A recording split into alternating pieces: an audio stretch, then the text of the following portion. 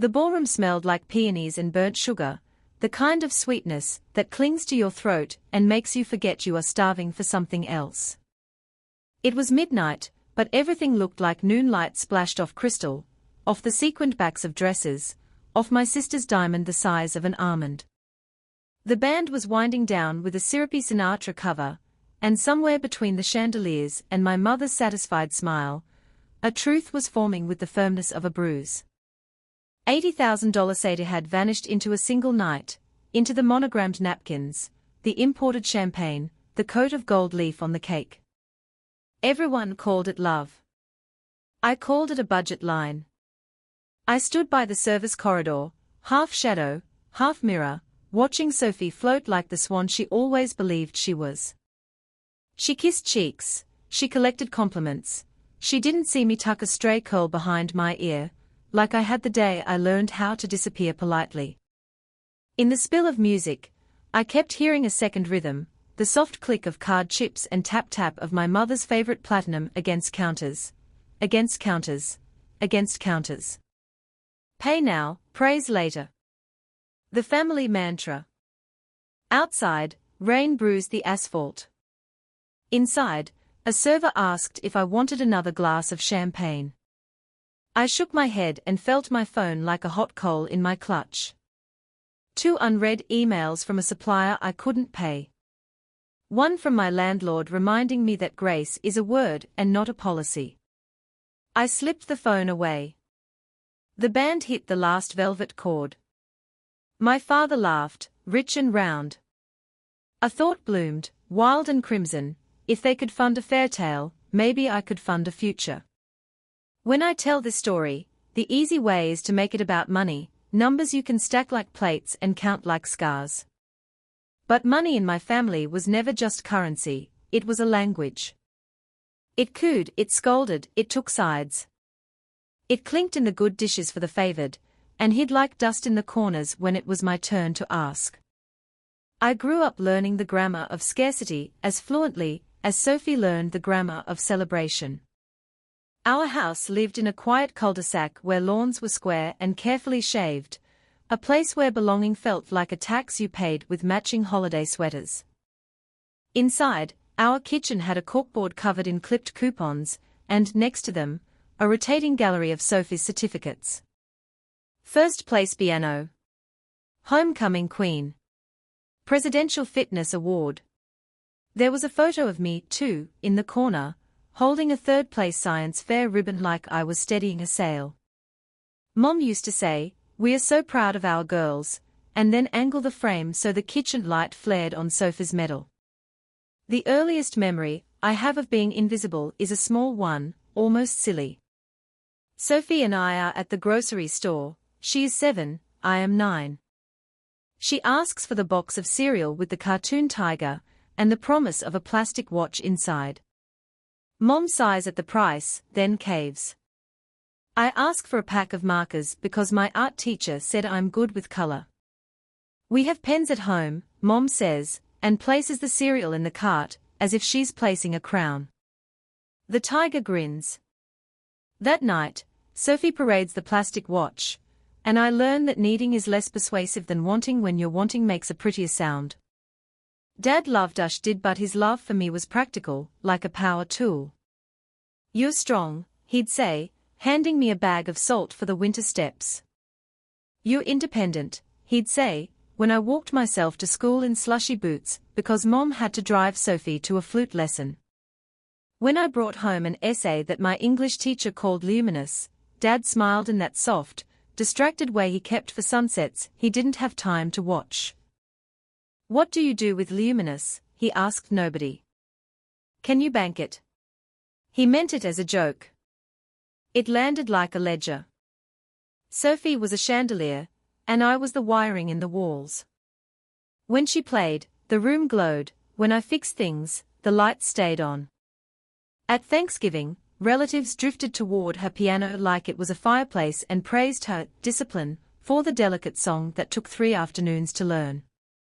When I mended the hem on my grandmother's dress because the thread was crying for help, Grandma squeezed my hand and whispered thank you, then later pressed a $10 bill into Sophie's palm for entertaining us all night.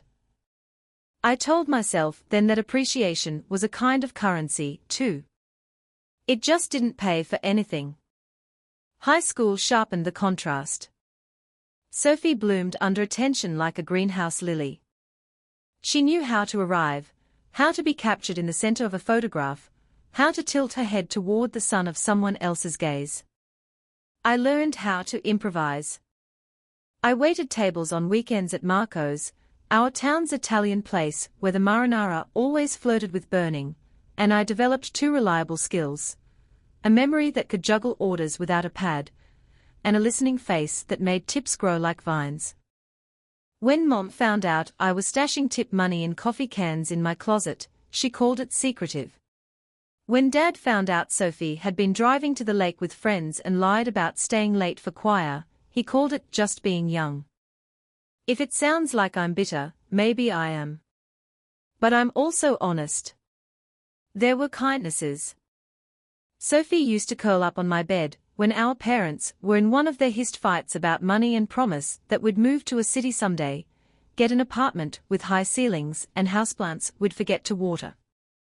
She'd braid my hair and talk about her dreams like they were storefronts we could walk into. I loved her. Love doesn't vanish just because you catalogue the ways it was rationed.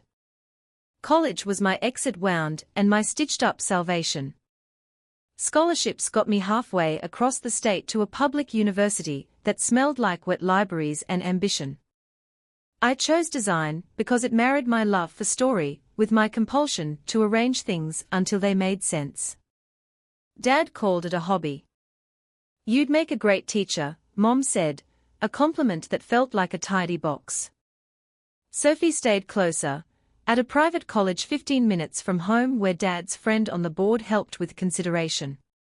They bought her a car to commute safely, a glossy white thing that looked like a smile.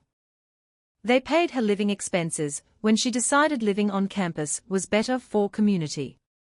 In those years, I learned to stretch a dollar until it confessed its secrets. I thrifted. I sold jewelry I didn't wear. I discovered the Church of Coffee and the religion of all-nighters. I took contracts, freelance logos for a dog walking service, posters for student concerts, social media packages for local boutiques that loved to pay in-store credit until I learned to insist on 50% up front. I did well enough to send home a couple hundred when Dad got laid off from the factory and Mom's hours at the dental office were cut. The first time I Venmo'd Mom for the electric bill, she called me crying, and the sound filled me with two contradictory feelings: that I was needed, and that being needed is not the same as being seen. Sophie, meanwhile, discovered philanthropy. She organized charity galas with other girls who wore silk like it had been grown on their skin. She sent group texts about impact while forwarding me links to dresses I had to see, always with prices that were tuition in disguise. She majored in communications, minored in not returning calls, and learned how to look beautiful in a way that made people believe in her goodness. I say that with affection. Some people carry light. It's not their fault that others get burned. After college, I moved back home to breathe and save and plan. I shared a room with peeling wallpaper that still smelled like lemon cleaner and teenage wishes. I took a job at a small agency that made websites for dentists and law offices that wanted to look friendlier than their receptionist.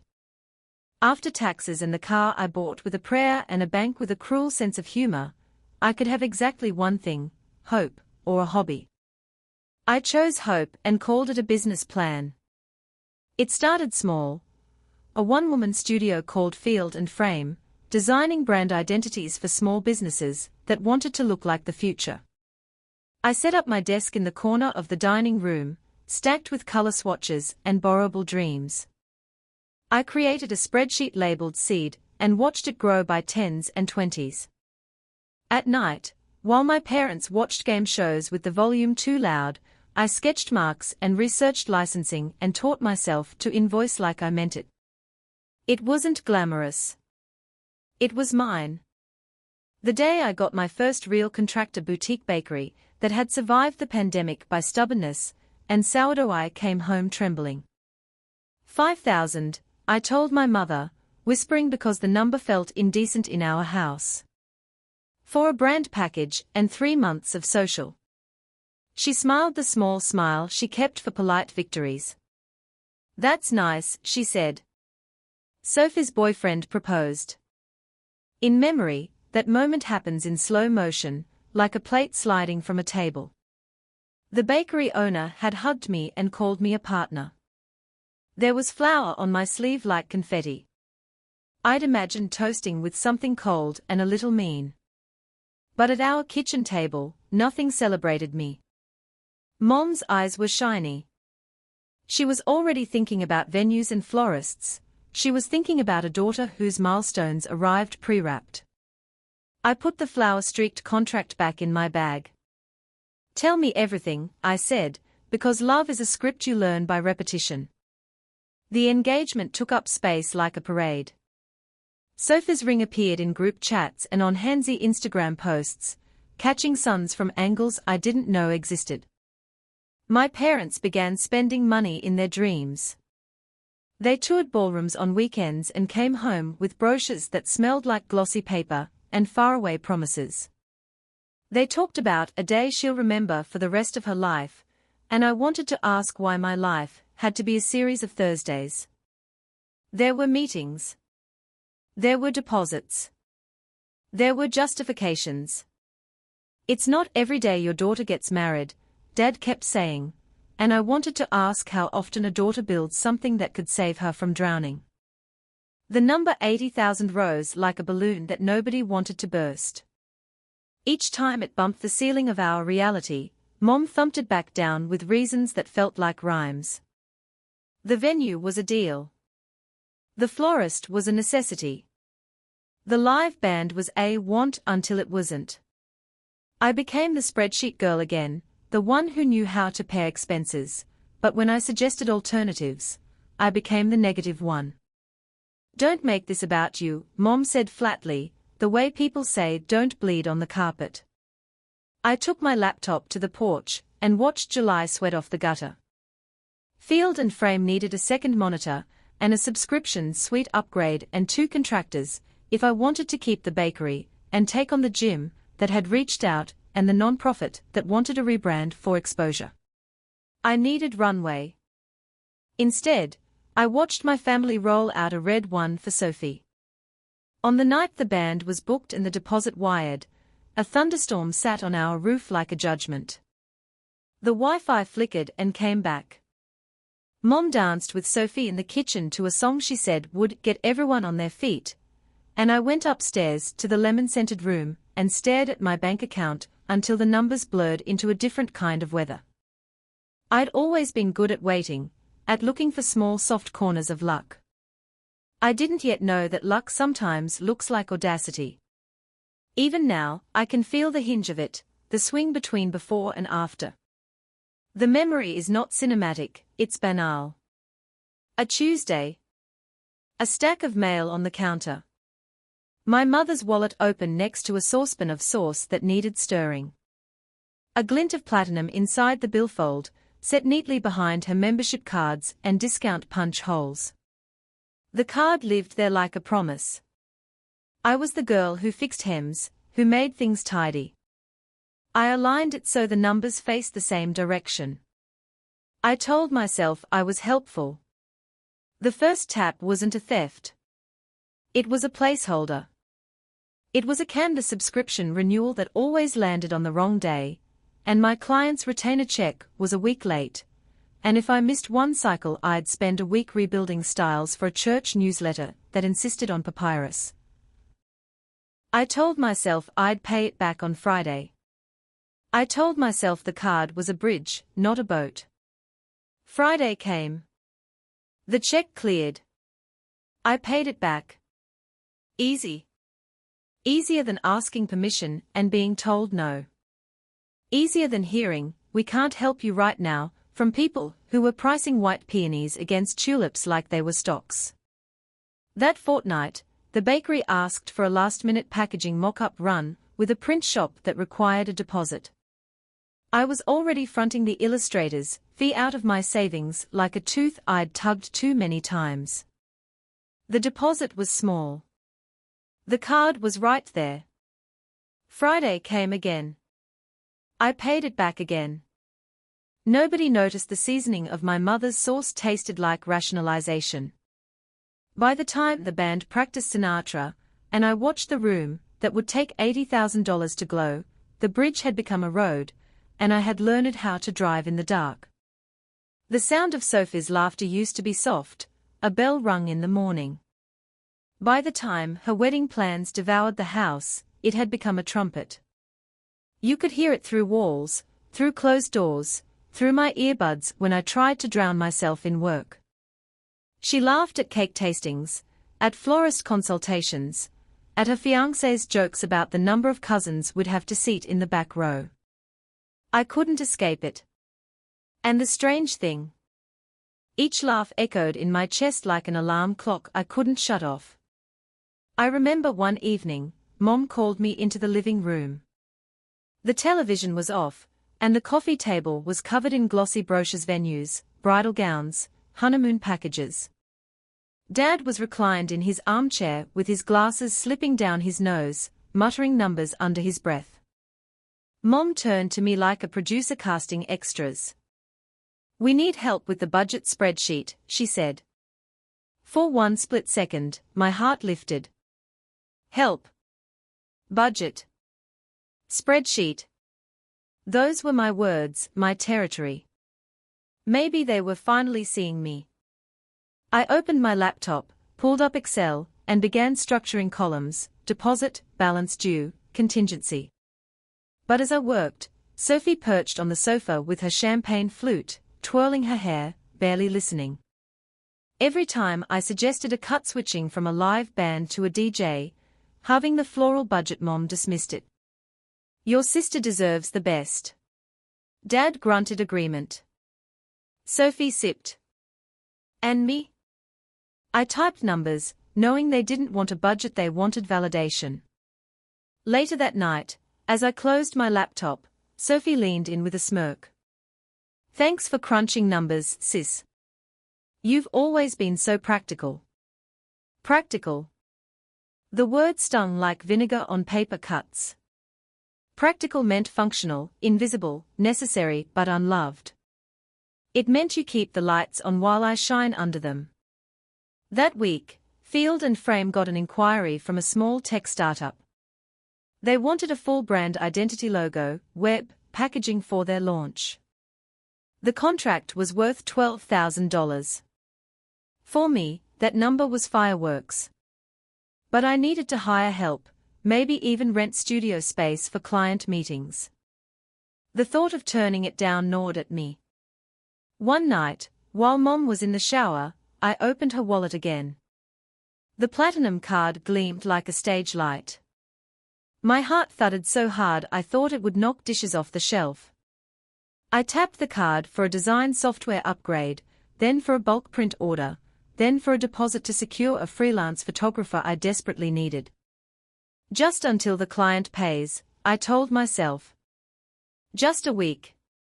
Just a bridge. But the bridge didn't end. The client's payment was delayed. Another job required a rush order. And all the while, the wedding bills multiplied like ivy climbing the house. The air at home grew thick, like we were breathing tulle. Every room smelled of flowers that hadn't yet been delivered, tasted of cakes not yet baked. Dad grumbled about numbers getting out of hand, but when Sophie pouted, he caved. Mom snapped at me for leaving design sketches on the dining table because wedding things needed the space. Then came the night that burned itself into my memory. We were all at the dinner table. Sophie was chattering about her bachelorette week in Vegas, of course, and how her fiancé had surprised her with matching designer luggage. Dad laughed. Mom clasped her hands in delight. I chewed silently on overcooked chicken. Then Sophie turned to me. "So, what are you doing with yourself these days?" "Still freelancing." I felt heat rise up my neck. I wanted to shout about my contracts, about the startup, about the bakery and the gym that trusted me with their brands. I wanted to throw my invoices onto the table and make them shimmer under the chandelier. But before I could answer, Mom cut in, "Your sister's business is a hobby, Sophie. But we are glad she's keeping busy." The silence afterward was louder than thunder. My fork clattered onto my plate. Sophie smirked. Dad cleared his throat and asked if anyone wanted more potatoes. That night, I lay awake in my lemon-scented room, the glow of my laptop outlining the unpaid invoices. I stared at the balance on the card growing, inch by inch, and told myself this wasn't theft. It was survival. It was rebalancing the scale. And yet, beneath the rationalizations, something darker brewed. Each swipe of the card was a quiet act of rebellion, a whispered protest against years of invisibility. The unfairness was no longer abstract, it was tangible, inked in dollar signs, hidden behind bouquets and ballrooms. The wedding would be their monument. My business would be mine. And I was done waiting for permission. The night it all cracked open was supposed to be a family dinner. Not just any dinner, the final planning session before Sophie's wedding. Mom had set the table like it was already a reception, polished silverware, folded linen napkins, candles flickering, as if they'd been instructed to dance in sync with Sophie's every smile. I remember walking in from the rain, the hem of my jeans damp, clutching my laptop bag like armor. The smell of rosemary chicken and butter rolls hit me, but it didn't make me hungry. It made me wary. I could hear their voices from the dining room, Sophie's bright, Mom's sing-song, Dad's deep rumble. They were rehearsing joy. Finally, Mom said as I entered, "We were waiting on you." Her words sounded less like welcome and more like indictment. I slid into the chair at the far end of the table. Sophie and her fiancé, Daniel, sat side by side, their hands interlocked like they were advertising rings for a magazine. Daniel smiled politely at me, though his eyes lingered on Sophie as if she were the only person worth seeing.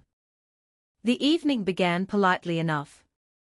They discussed the seating chart, the band's set list, the choice between white roses and blush peonies. I nodded when expected, though each word felt like it was being spoken across a chasm. Then Dad cleared his throat. "We've gone over the numbers again," he said. "It's a stretch. But Sophie deserves the best." He said it with finality, as if the phrase were scripture. My fork paused halfway to my mouth. $80,000, I whispered, not really to anyone, just to the room. The number tasted like rust. Mom's head snapped toward me. "Don't be dramatic. It's her wedding." I laughed, sharp and humorless. "Her wedding is costing more than my entire college education." The table fell silent. Sophie blinked, then tilted her head, pity in her eyes. "You've always been so sensitive about money." Sensitive? My voice rose despite myself. "Do you realize what I could build with 80,000? What anyone could. But you," I gestured toward the towering stack of floral invoices, "you're burning it on a single day." Mom's lips tightened into a line. "Don't twist this. We've always supported you." Something in me snapped. I slammed my laptop onto the table, flipping it open to show them my contracts, my designs, my invoices. Supported me. When? When I begged for help with software upgrades. When I needed a loan to keep a client. You call my business a hobby while you throw money at a party. Dad leaned back, eyes narrowing. "Watch your tone." But Sophie's voice cut sharper than his. "You know, it's not our fault you chose whatever it is you're doing. If you wanted stability, maybe you should have gone into teaching like Mom suggested. Or law. Something respectable." Respectable. The word lit a fire in my chest. I could feel the heat rising to my face, my hands trembling around the edge of the table.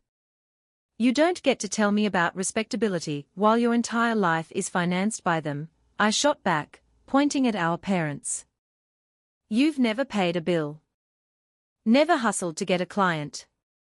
You've been carried from one stage to another like a princess, and my throat tightened. I've been invisible. The room pulsed with tension. The candles flickered violently, shadows leaping on the walls. Then Daniel, of all people, tried to intervene. Maybe this isn't the time. Stay out of it, I snapped, my voice breaking like glass. Mom pushed back her chair with a screech. Enough. This dinner is not about you. It's about celebrating your sister. Can't you set aside your jealousy for one night? Jealousy. The word landed like a slap. My vision blurred. My chest hurt, not from anger, but from years of swallowed silence trying to claw their way out. And that's when Dad's phone buzzed on the table. A notification flashed across the screen before he could grab it. A credit card alert. My stomach dropped. His eyes narrowed as he unlocked the phone. What's this? He scrolled, his face hardening with every swipe. Charges, software subscriptions. Printing services. Design contractors. What the hell is going on? The room spun. My skin went cold. Every pair of eyes was on me, Mom's sharp with suspicion, Sophie's wide with smug realization, Daniel startled. Answer him, Mom hissed. My heart pounded in my ears. The secret-eyed nursed, the rebellion-eyed rationalized was unraveling right there under the chandelier. I used the card, I whispered, my voice small but heavy. The silence that followed was suffocating, like the air had been sucked from the room. You what? Dad's voice boomed. I swallowed hard. I used the card to fund my business. I paid most of it back. It wasn't stealing. It was. Stealing, Sophie cut in, her voice like a blade. You stole from Mom and Dad. While they were trying to give me the wedding of my dreams, you were sneaking around, leeching off them. Her words echoed. Leech. Steal. Invisible, no longer exposed, instead, naked under their judgment. The candles guttered out, smoke curling in the heavy air. And for the first time, I didn't feel like their daughter. I felt like a stranger standing trial in a house I had once called home. The room had turned into a courtroom, no judge, no jury, just executioners wearing the faces of my family. The chandelier above us hummed faintly, and every reflection on its crystal arms seemed like an accusation. Dad's voice broke the silence, deep and shaking. How much? My throat locked. My fingers curled into fists. Enough to keep my business alive. Enough to make sure I didn't drown while you were throwing lifeboats to Sophie.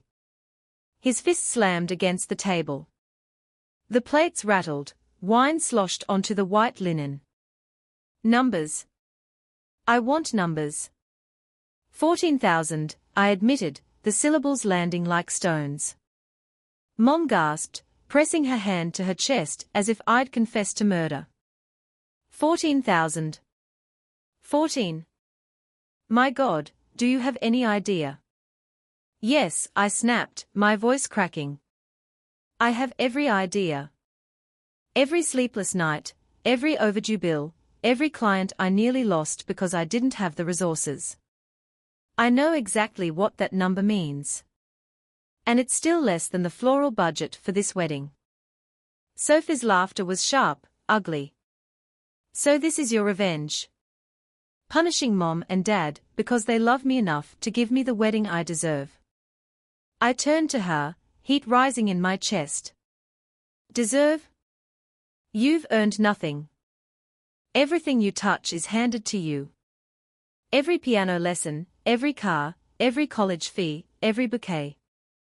And when I finally take something for myself, I'm a criminal. You are a criminal, she hissed. Dad's voice thundered again.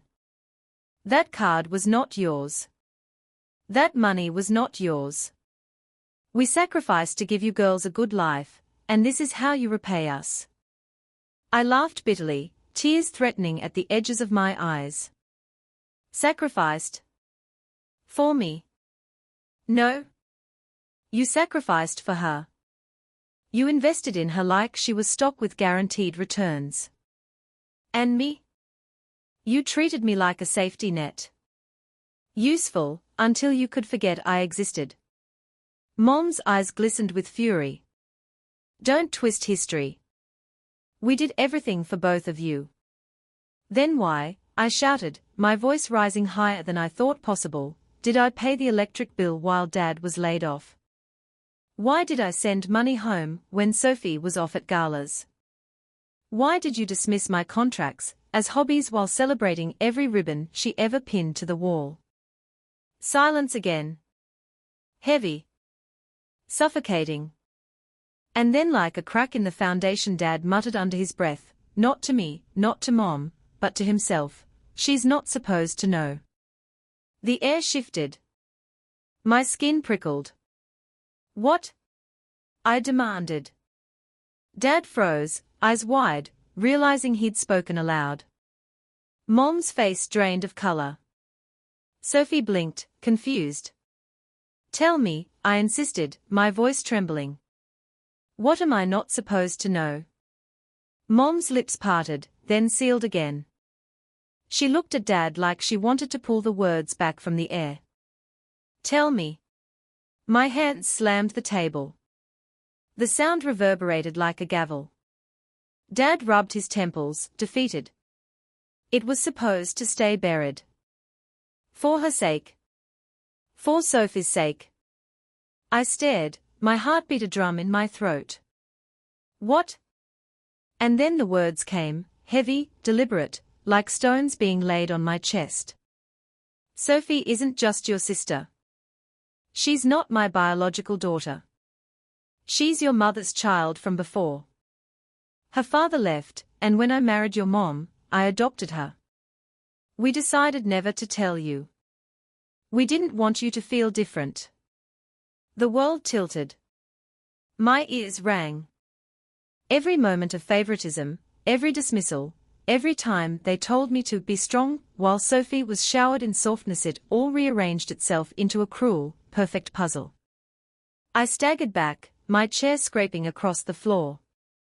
So that's it. That's why. Because she's not even yours, Dad. Because you felt guilty, and I was what just insurance. The real daughter who could be taken for granted.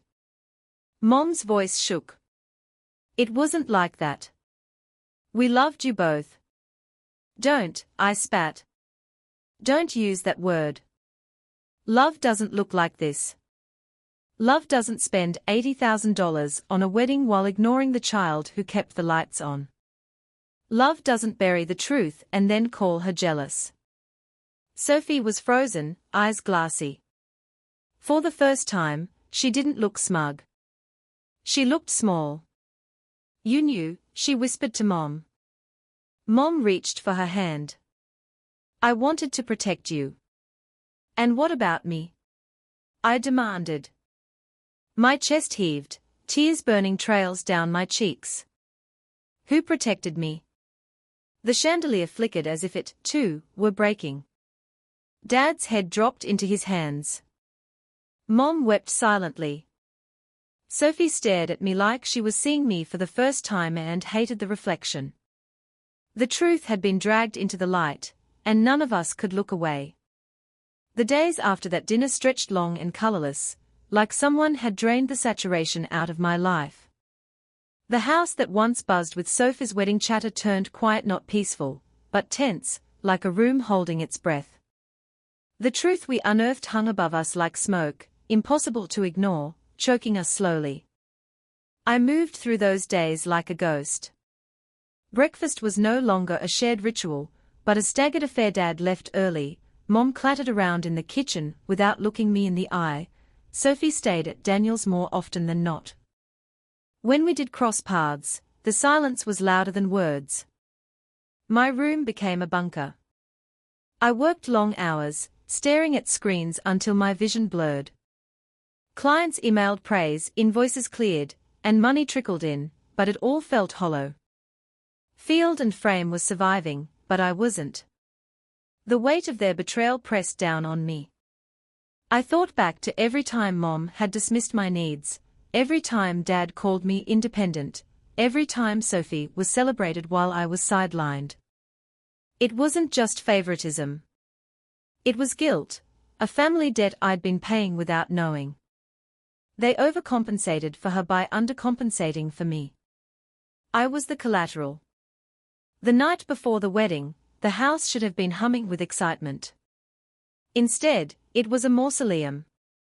Mom knocked on my door, her hand tentative against the wood. "Can we talk?" Her voice cracked. I opened the door a sliver. She stood there, her makeup washed away, her face pale and tired. "I never meant for it to come out like that," she whispered. "Your father slipped. Sophie didn't know. You weren't supposed to," she trailed off. "Wasn't supposed to know I was the sacrifice." My voice was sharp. "That you loved me less so you could love her more." Her eyes filled with tears. "It wasn't less. It was different." I laughed bitterly. Different doesn't keep a kid from feeling invisible. She reached out, but I stepped back. "Don't," I said. "You don't get to comfort me now." The next day, I didn't attend the wedding. The $80,000 spectacle unfolded without me. Photos flooded social media: Sophie in her glittering gown, Mom and Dad beaming, guests toasting under golden light. To the world, it was perfect. To me, it was proof that I had never belonged. I sat in my apartment, curtains drawn, sipping stale coffee while the city moved on outside. The sound of laughter drifted up from the street, foreign and cruel. My phone buzzed with texts I ignored, friends asking why I wasn't there, Sophie's messages ranging from rage to guilt to silence. That night, lying alone in bed, I realized something devastating. I had always been alone. Even surrounded by family, even when I tried to earn their love, I had been walking this road by myself. And maybe that was the truest betrayal, not that they favored Sophie, but that they convinced me it was my fault for not being enough. But in the hollow of that realization, a seed stirred. Loneliness, yes, but also clarity. If I was already alone, then maybe I could choose it on my own terms. I picked up my notebook, the one I used for scribbles and half-formed dreams, and wrote. Family is not about blood. Family is about those who see you, who choose you, who stand with you even when it costs something. The pen trembled in my hand, but the words felt like oxygen. Healing did not arrive like a sunrise. There was no sudden glow that banished the darkness. It came in fragments, quiet moments stitched together, a morning when the air felt light enough to breathe, an evening when my laughter startled me by sounding genuine. I started with small acts. I moved out of my parents' house. At first, the silence of my apartment was unbearable. No clattering pots, no raised voices, no Sophie's laughter spilling down hallways. But slowly, the emptiness became possibility. I filled the space with plants that thrived despite my forgetfulness, with prints of my own designs, with second-hand furniture that felt more mine than the polished pieces at home ever had. Boundaries were my next step. I stopped answering every call. When Mom left voicemails filled with apologies, I didn't rush to respond. When Dad sent a terse text, "We need to talk about paying us back," I took a deep breath and told him plainly, "I will, but on my terms." No more guilt. No more silence. For once, I didn't beg for forgiveness. My business became my anchor. Field and Frame grew, not explosively, but steadily, like a tree finding its roots. The tech startup I'd nearly lost became a long-term client. The bakery expanded, crediting my designs in their press features. For the first time, I hired an assistant, a young woman fresh out of college who reminded me of myself, full of unspoken fear and quiet talent. When she thanked me for believing in her, I felt something unclench in my chest. Friendship became family. My best friend, Lena, showed up with takeout boxes and sat cross-legged on my floor as I confessed everything: the card, the fight, the revelation about Sophie. She didn't judge. She didn't minimize. She just listened, and in that listening, I felt seen in a way my blood relatives had never managed. Months passed before I faced Sophie again. She arrived at my office unannounced, still radiant in the way she always had been, but her eyes softer, heavier. "You should have been at the wedding," she said. I swallowed. "You should have stood up for me that night." She flinched, then nodded. "You're right." For the first time in years, Sophie looked uncertain, stripped of her usual confidence. "I didn't know about Dad. About any of it. But I know I hurt you. I know Mom and Dad hurt you. I can't fix it, but I want to try." The words didn't erase the past. They didn't heal the wound. But they were a beginning, a thread I could choose to pick up or let drop. "I don't know if I can trust you," I admitted. "But maybe we can start by being honest. No more pretending." She nodded again, tears glimmering. And for once, her laughter didn't fill the room. It trembled, fragile, almost human. Through therapy, through nights of journaling, through conversations with people who truly cared, I began to redefine what family meant. Not the people who shared my last name, not those who held secrets like weapons, but those who respected me enough to tell the truth, to celebrate my victories without resentment, to sit with me in my failures without shame. I began hosting small dinners in my apartment: friends, clients, neighbors. The laughter there was different. It didn't echo like an alarm, it warmed like a hearth. We toasted not to perfection, but to perseverance. And somewhere along the way, I forgave not because they deserved it, but because I deserved peace. Forgiveness became a boundary too, not an invitation back into my life, but a marker of where the hurt stopped and where I began. Family, I realized, was not about who gave you blood, but who gave you breath. And finally, I was learning how to breathe. If you've stayed with me through this story, thank you. I know it wasn't easy to hear because it wasn't easy to live. I stood in a house built on silence, on favoritism, on secrets buried under candlelight and wedding gowns. And for years, I believed the problem was me, not enough, not bright enough, not worthy enough. But what I've learned the hardest, most liberating truth is that family is not about blood. It's not about who shares your last name, or who sits across from you at Thanksgiving. Family is about respect. About love that doesn't keep score.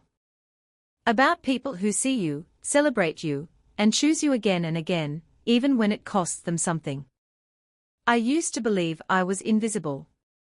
Now I know, I was never invisible.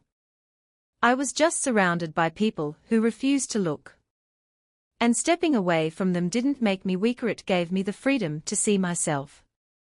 So let me ask you, have you ever felt unseen in your own family? Have you ever been told you're jealous, dramatic, or too sensitive, when all you wanted was fairness and love? If my story echoes your 7 in whispers, then I want you to hear this clearly: you are not alone, and you are not wrong for wanting more. Thank you for listening. If this story resonated with you, please like the video, subscribe for more stories like this, and share your own experiences in the comments. I want to hear them. Maybe, just maybe, we can build a new kind of family here, one built on honesty, on respect, and on the courage to speak our truth.